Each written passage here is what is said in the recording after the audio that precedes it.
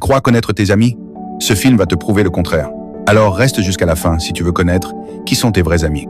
Aujourd'hui, je vais vous raconter l'histoire d'un film biographique, comique et dramatique sorti en 2011, Intouchable. Installez-vous confortablement.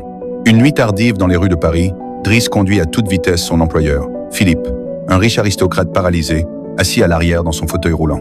L'ennui du trafic pousse Driss à appuyer sur l'accélérateur. Il dépasse les limites de vitesse, slalom entre les voitures et ignore totalement les feux de signalisation. Rapidement, la police se lance à leur poursuite.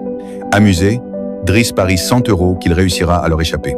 Mais sous un pont, les policiers les prennent en embuscade et bloquent la voiture des deux côtés. Sans perdre son sang-froid, Driss double la mise et parie 200 € qu'il obtiendra une escorte policière. Descendu du véhicule, Driss joue la comédie. Il s'indigne, explique que Philippe est gravement malade et qu'il doit être conduit d'urgence à l'hôpital. En s'approchant de Philippe, il le voit simuler une crise convulsive. Convaincu qu'il s'agit d'une urgence médicale, les agents abandonnent les poursuites et décident même de les escorter jusqu'à l'hôpital. Pour fêter sa victoire, Driss met la musique à fond. Une fois arrivé, et dès que les policiers s'éloignent, Driss et Philippe partagent un moment de complicité, fumant tranquillement avant de repartir aussitôt, évitant de justesse le personnel hospitalier. Cette scène marque le début d'une amitié improbable, née plusieurs mois plus tôt. À l'époque, Philippe et son assistante Magali organisaient des entretiens pour recruter un nouvel aide-soignant. Mais les candidats se succédaient, tous trop sérieux, trop rigides ou terriblement maladroits, sans jamais vraiment convaincre. Mais tout bascule lorsque Driss fait irruption dans la pièce, sans attendre son tour. Il se fiche complètement des règles. Sa seule raison d'être là est simple, faire signer des papiers prouvant qu'il n'a pas été embauché afin de pouvoir toucher ses allocations chômage. Franc, provocateur, parfois même impoli, il se permet de draguer ouvertement Magali. Philippe lui demande de revenir le lendemain pour récupérer les documents signés. Driss retourne alors chez lui, dans un quartier modeste, où le chaos règne. Il tente tant bien que mal de prendre un bain, mais ses nombreux petits frères et sœurs ne cessent de l'interrompre.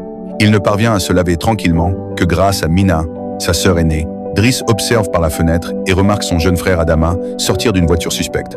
Lorsque celui-ci entre dans l'appartement, il prétend simplement revenir de l'école avant de repartir aussitôt avec son sac. Driss comprend immédiatement que quelque chose cloche. Le soir venu, leur mère rentre enfin. Driss lui offre un œuf de Fabergé volé, prétendant qu'il revient de vacances. Mais elle n'est pas dupe. Furieuse, elle lui reproche d'avoir disparu pendant 6 mois, sans donner de nouvelles, puis de revenir comme si la maison était un hôtel. Épuisée par ses mensonges, elle le met dehors et lui interdit de revenir. Cette nuit-là, Driss la passe dehors, à fumer et grignoter avec des amis du quartier. Le lendemain, il retourne chez Philippe pour récupérer ses papiers. Il est accueilli par Yvonne, la gouvernante, qui lui fait visiter la demeure et lui explique le quotidien de Philippe. Elle lui montre même la chambre qu'il pourrait occuper, avec sa propre salle de bain. Driss ne peut s'empêcher de fixer la baignoire, fasciné, avant d'être conduit devant Philippe. Philippe ne lui tend pas seulement les papiers, il lui propose un emploi. Un essai d'1 mois. Driss accepte, et Philippe parie aussitôt qu'il ne tiendra pas plus de 2 semaines. Après avoir installé ses affaires, Driss commence sa formation. Il apprend à stimuler les jambes de Philippe, à le transférer dans son fauteuil roulant, à l'aider à se laver et à s'habiller. La situation devient vite gênante lorsqu'il réalise qu'il doit lui enfiler des bas de contention et même l'aider aux toilettes. Malgré ses protestations, ses plaintes et son dégoût évident, Driss finit par accepter. Plus tard dans la soirée, Driss est interrompu par Elisa, la fille de Philippe, accompagnée de son petit ami Bastien. Driss refuse catégoriquement de partager sa bière et les chasse sans ménagement. Jour après jour, Driss s'habitue à la routine auprès de Philippe. Au début, il commet quelques erreurs. Il lui tend le téléphone au lieu de le placer contre son oreille, oublie le babyphone allumé pendant qu'il prend son bain, mais il apprend vite. Il classe le courrier de Philippe avec méthode. La plupart des lettres, il peut les ouvrir, mais certaines, strictement privées, lui sont interdites. Un jour, en tombant sur des prospectus de services d'escorte, Driss décide de les conserver dans un dossier spécial, au lieu de les jeter, contrairement aux instructions de Philippe. Malgré les responsabilités, Driss ne perd jamais son sens de la fête. Il continue de tenter sa chance avec Magali, sans succès, et n'hésite pas à inviter des escortes à passer la nuit. Un matin, Yvonne entre dans sa chambre pour le réprimander à cause de son retard, et découvre des objets potentiellement dangereux dans son sac. Elle n'en dit rien, mais son regard en dit long. Ce jour-là, Driss doit conduire Philippe. Refusant de le traiter comme un colis, il refuse de le mettre à l'arrière d'un van et choisit à la place l'une des voitures de luxe presque jamais utilisées. Philippe hésite, prônant la prudence. Mais l'idée d'une conduite plus rapide et excitante finit par le séduire, au grand désespoir de Yvonne. À la sortie de l'immeuble, un voisin est garé devant l'entrée, ignorant le panneau d'interdiction. Driss intervient immédiatement, le saisit par le col et le menace jusqu'à ce qu'il dégage la voie. Philippe est impressionné. Yvonne, encore une fois, désapprouve. Ils se rendent ensuite dans un musée où Philippe souhaite acheter une œuvre d'art que Driss juge ridicule, une simple tache rouge sur une toile vendue à prix d'or. Plus tard, Philippe rencontre un membre de sa famille qui s'inquiète de la présence de Driss, évoquant sa violence passée et son casier judiciaire. Mais Philippe s'en moque. Ce qu'il apprécie chez Driss, c'est qu'il ne le plaint jamais et ose plaisanter avec lui comme avec n'importe qui. Après une nouvelle tentative ratée de séduire Magali, Driss dîne avec Yvonne dans la cuisine pendant que Philippe dicte une lettre. Prétextant une conversation privée, Yvonne coupe le babyphone et explique enfin la vérité. Philippe entretient une relation par lettre avec une femme nommée Éléonore. Ils ne se sont jamais rencontrés. Leur histoire est entièrement épistolaire. Avant d'aller se coucher, Driss taquine Yvonne à propos du jardinier qui ne cesse de la regarder avec insistance. L'amour, sous toutes ses formes, semble s'installer peu à peu dans cette maison hors du commun. Alors qu'il essaie de trouver le sommeil, Driss est soudainement réveillé par des bruits étranges provenant du babyphone. Philippe a du mal à respirer. Il tente d'ignorer la situation, se retournant dans son lit, mais il n'y arrive pas. Finalement, il se lève et se rend dans la chambre de Philippe. Avec une douceur inattendue, Driss lui parle calmement, l'aide à contrôler sa respiration et lui essuie le visage avec un linge humide. Peu à peu, la crise s'apaise. Philippe s'endort. Mais quelques instants plus tard, il se réveille de nouveau, paniqué, affirmant qu'il a besoin d'air. Cette fois, Driss n'hésite pas une seconde. Il installe Philippe dans son fauteuil roulant, le couvre de couverture et l'emmène dehors, pour une promenade nocturne le long de la Seine. Il se détend enfin. Il avoue aussi une vérité intime. Son handicap l'empêche de satisfaire une femme, même s'il peut encore ressentir du plaisir par certains contacts, notamment lorsque ses oreilles sont massées, devenues des zones très sensibles. Quand la douleur menace de revenir, Driss lui tend un joint. À sa surprise, il apprécie. Après cela, il s'arrête dans un restaurant. Entre deux plaisanteries, Philippe commence à raconter son histoire. Il a rencontré sa femme quand ils étaient étudiants. Peu après leur mariage, elle a subi 5 fausses couches avant d'être diagnostiquée avec une maladie incurable. C'est à ce moment-là qu'ils ont adopté Elisa. Philippe aimait la vitesse, les défis, les sensations fortes. Le parapente lui offrait cette liberté, jusqu'au jour où un accident, causé par une météo imprévisible, lui brisa la colonne vertébrale. Pourtant, selon lui, son véritable handicap n'est pas le fauteuil, mais la vie sans sa femme. Alors qu'il plaisante encore, Philippe réalise soudain quelque chose. Driss a dépassé son mois d'essai. Il est officiellement embauché. Mais avant cela, Philippe lui demande de rapporter l'œuf de Fabergé qu'il avait volé. C'était un cadeau précieux de sa femme. Le lendemain, Driss va parler à Mina à la sortie de l'école. Elle est vexée. Il ne répond plus à ses messages, sauf pour lui demander de retrouver l'œuf. Elle lui révèle aussi que la police appelle souvent à la maison.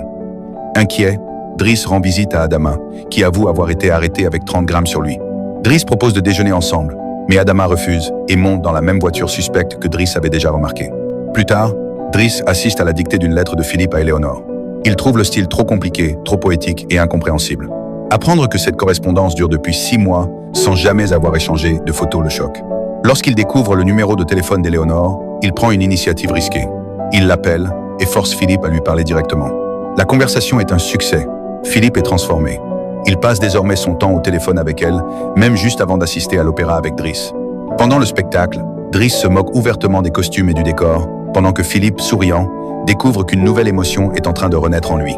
Un peu plus tard, alors qu'il est en train de peindre dans sa chambre, Elisa fait irruption, réclamant des cigarettes. Elle se moque de lui, de sa peinture, de ses airs d'artiste. Driss la met brutalement dehors avant d'aller se plaindre auprès de Philippe. Mais au même moment, Philippe demande discrètement à Yvonne de remplacer la photo envoyée par une ancienne image de lui, prise avant son accident.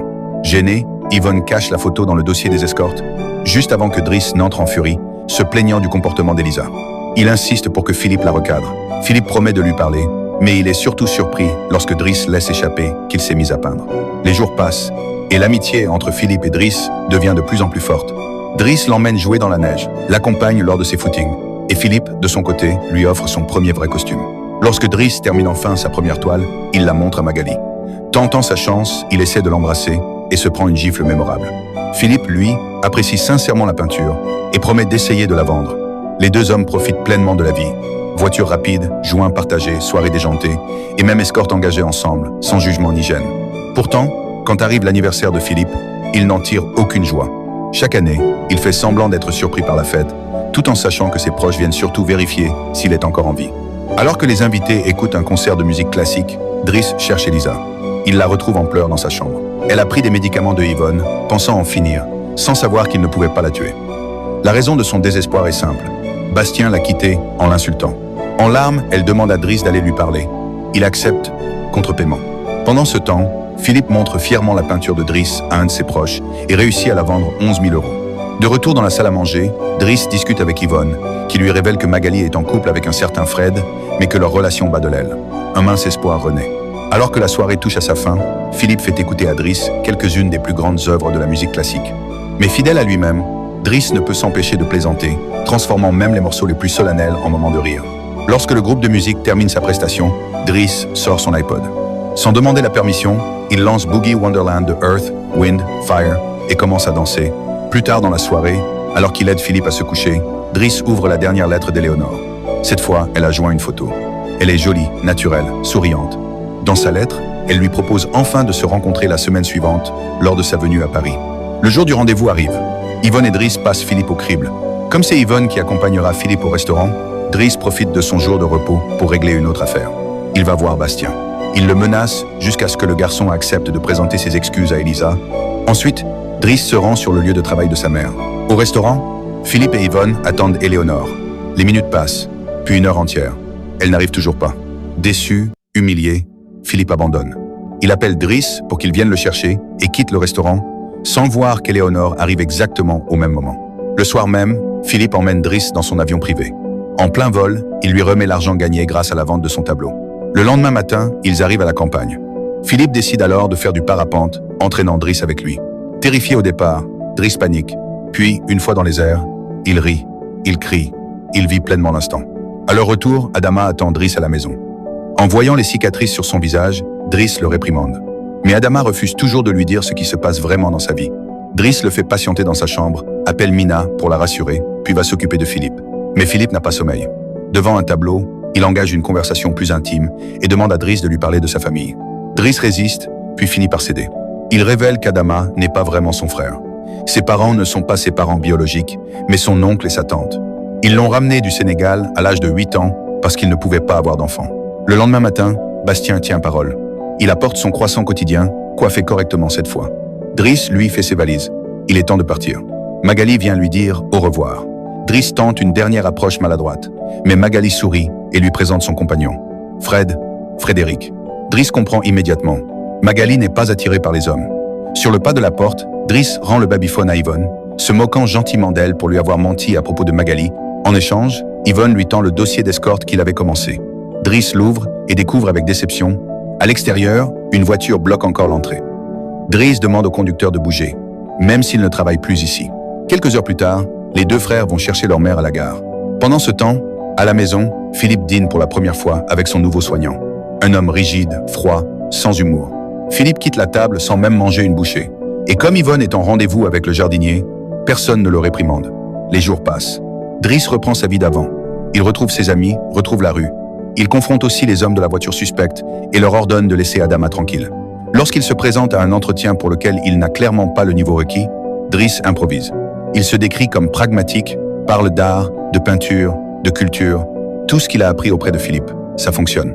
Il décroche le poste. De son côté, Philippe supporte de moins en moins son nouveau soignant. Désespéré, Yvonne appelle Driss. C'est ainsi que l'histoire rejoint son point de départ. Driss arrive, il s'enfuit, la police les poursuit, puis les escorte jusqu'à l'hôpital. Une fois encore, le chaos devient une aventure. Après cela, Driss emmène Philippe au bord de la mer. Face à l'océan, le silence s'installe. Quelque temps plus tard, Driss taille la barbe devenue trop longue de Philippe, puis l'emmène déjeuner dans un restaurant. Mais cette fois, il ne reste pas. Aujourd'hui, quelqu'un d'autre va tenir compagnie à Philippe. Driss lui souhaite bonne chance et lui rend enfin l'œuf de Fabergé. Puis il lève les yeux. Éléonore est là. Elle s'approche, souriante, heureuse de le rencontrer enfin. Le fauteuil roulant ne la dérange pas le moins du monde. Elle s'assoit en face de lui naturellement. Pour Philippe, c'est un moment suspendu, un nouveau départ. Parfois, la vie ne te donne pas ce que tu voulais, elle te donne la personne dont tu avais besoin. Deux hommes que tout opposait. Un fauteuil, une rage de vivre, une amitié improbable. Cette histoire n'est pas un film, c'est une leçon de vie. Si cette histoire t'a fait penser à quelqu'un, écris son nom en commentaire. Laisse un gros pouce bleu pour soutenir la chaîne et abonne-toi pour ne rien manquer de nos prochaines histoires incroyables.